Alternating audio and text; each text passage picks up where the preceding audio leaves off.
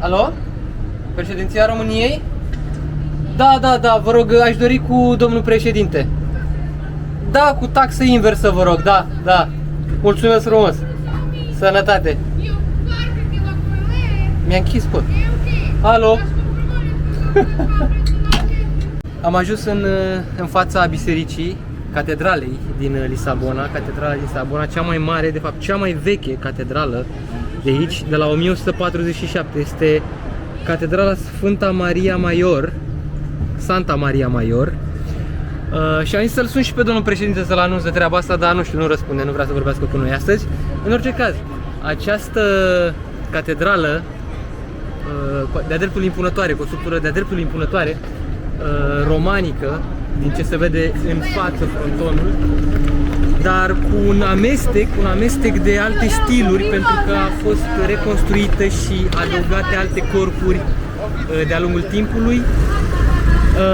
Momentan, pe o parte, ce am observat este în renovare. Cred că putem să și intrăm, o să vedem. În orice caz, această catedrală a fost ridicată de către King Alfonso Henriques, care în momentul în care a preluat sau i-a învins pe mauri, a ridicat și această clădire, această biserică. Aici se poate observa și stilul gotic pe lângă cel romanic, după cum spuneam. De fapt, construcția a început la 1147, dar nu s-a terminat, bineînțeles, a durat mai mult și au fost adăugate, bineînțeles, și renovate și după cutremurul de la 1755. Astfel că, după cum se poate vedea, e un binare de stiluri. Dar impunătoare și masivă construcția. Am omis la catedrala din Lisabona, Sfintei Mării, să spunem că adăpostește mai multe relicve din secolul al XIV-lea și al XVII-lea, printre care și relicvele Sfântului Vincent, care este și Sfântul Patron, mă rog, protector al orașului, al întregului oraș, Lisabona. Foarte interesant. Iar în fața noastră se află o altă biserică la câțiva pași de catedrala Sfintei Mării. Este Biserica Sfântului Antonio. Se spune că aici s-a născut, undeva pe locul ăsta unde a fost construită biserica, s-a născut Sfântul Antonio. Această biserică datează de la 1707, este una dintre cele mai importante biserici din Lisabona. Multă întâmplărie și o să vedem ce e.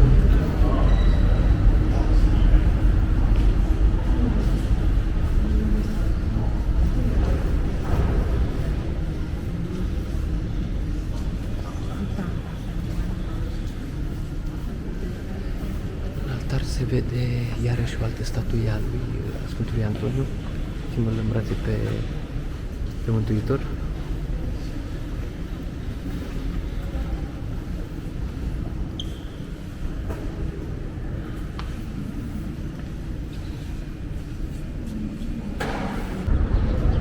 Când ieși tu în oraș să bei o bere cu băieții și prinzi acolo rădăcini puternice și nu te mai întorci acasă, dar puternice rădăcini, cele mai puternice rădăcini.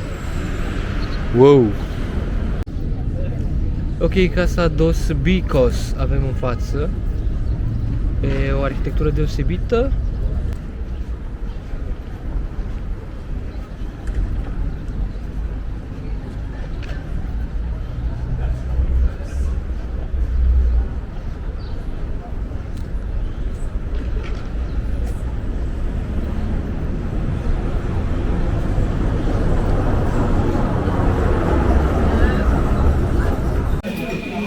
Salut, prieteni metaversari!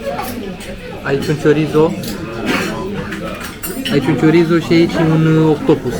Sunt două aperitive relativ tradiționale, salată de caracatiță și un chorizo, un crânăcior clasic la domnii aici. Am comandat și noi să vedem cum sunt. Se numește de foame, bineînțeles. Și mai avem și un fel principal, niște orez, niște pilaf, niște orezel cu pilaf. Mie îmi place pilaful. Așa. Cum mai zice pilaf? Dacă sunt pilaf, mănânc ceea ce sunt și sunt ceea ce mănânc. Super. Așa, niște pilaf este pilaf? Este orez cu fructe de mare. Corect. Și Hai să localul începem. ăsta unde suntem aici are doar un singur fel principal și anume orez cu fructe de mare și câteva startere și atât.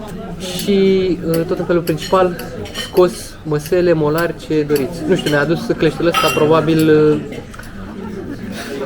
o să O să urmărim și noi mesele de lângă noi să vedem ce fac facem chestia asta. cu ăsta. E unul singur, un clește la masă. Deci faci. Până una alta, hai să vedem cum e ciorizul ăsta, o să-l înfic direct. Miroase super bine. Hai că revenim. Restaurantul nostru, o altă gaură în perete, așa cum zice Oana că a găsit pe TripAdvisor. Nu, mă rog, pe mai multe site-uri, bloguri ale localnicilor care făceau ei topuri despre, mă rog, unde să te duci să mănânci mâncare. Și au lăudat. Da, și, mă rog, era descris ca fiind o gaură în perete, adică nu te aștept să fie ceva super wow, ci Da, un spațiu în care să mănâncă. Și chiar așa e. E un spațiu destul de mic și arată destul de rustic. Inițial am zis, băi, ce e asta? Dar adevărul e că acel cârnat a fost genial. A fost excelent. Și salata de Și salata de caracatiță, foarte proaspătă. Foarte gustoasă și foarte proaspătă. Afară e și coadă, e și plin aici. Da, în lume. deja s-a făcut coadă, s-a format o coadă mică. Se ridică cineva de la masă, intră altcineva. Între timp așteptăm felul principal și revenim cu un review la final. Gata, ne-a ajuns și felul principal. Răscurește-l un pic să vedem ce arome ies de acolo. Avem calamar, kandahar, crab, scoică, moluscă, broscuță, nu știu ce mai avem. Broscuță aici. Eu sunt broscuță. Hai. Hai să vedem cum e. Asta e o porție de cică de o persoană, dar e lejer de 2 persoane. Revenim cu recenzia la final, să vă spunem cum a fost. Dar oricum arată și miroase excelent. Scurt pe 2, restaurant Uma în centru. Inițial eram 3-4 mese de europeni, la final a rămas o singură masă, adică noi, în rest asiatici. Toată lumea era cu ochii mijiți, dar nu de oboseală cum suntem noi acum, cu geneticul. Într-un final ne-au plăcut toate, extraordinar și peștele. Pentru prima oară când am mâncat crab și am aflat și noi pentru ce e acel clește, nu pentru scos dinții, ci pentru scos colțișorii, cărnița din colțișori, din cleștișori.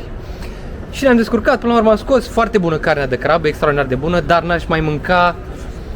Pentru că trebuie să te murdărești pe mâini, te faci. Te mozolești, pe mâini, pe față, pe peste tot. Am aruncat și în farfuria vecinilor și în chelner am aruncat în ospătar am aruncat cu crabul ăla. În orice caz, bun, gustos crabul, pentru prima oară când mâncăm, super delicios, dar aș mai mânca doar dacă mi-l curăță cineva, dacă nu în niciun caz.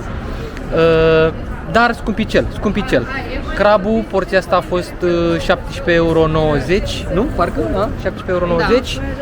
Salata de caracatiță 6,90 euro, ați văzut și voi ce mică e.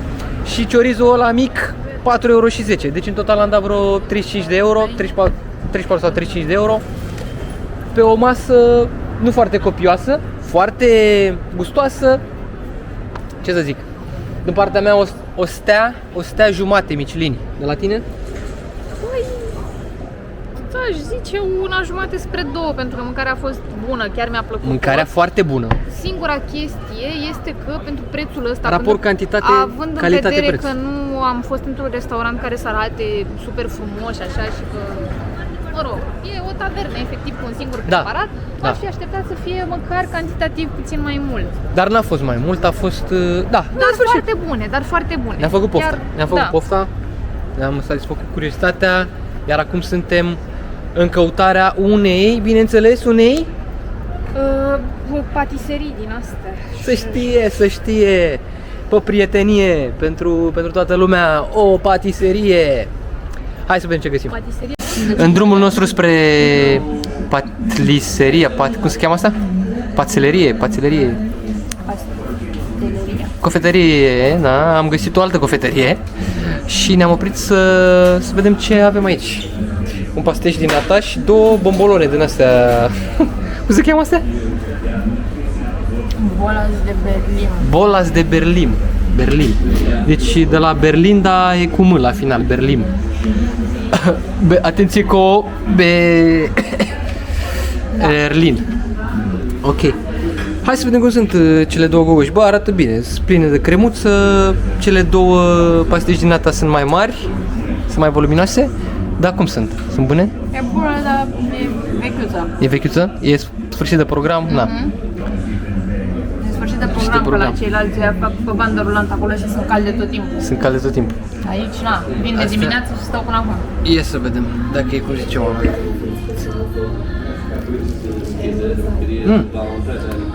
Pot să confirm că e foarte bună. E bună, dar nu e crocantă. Nu e crocantă. E salmuiat. 1,20 euro. E bună.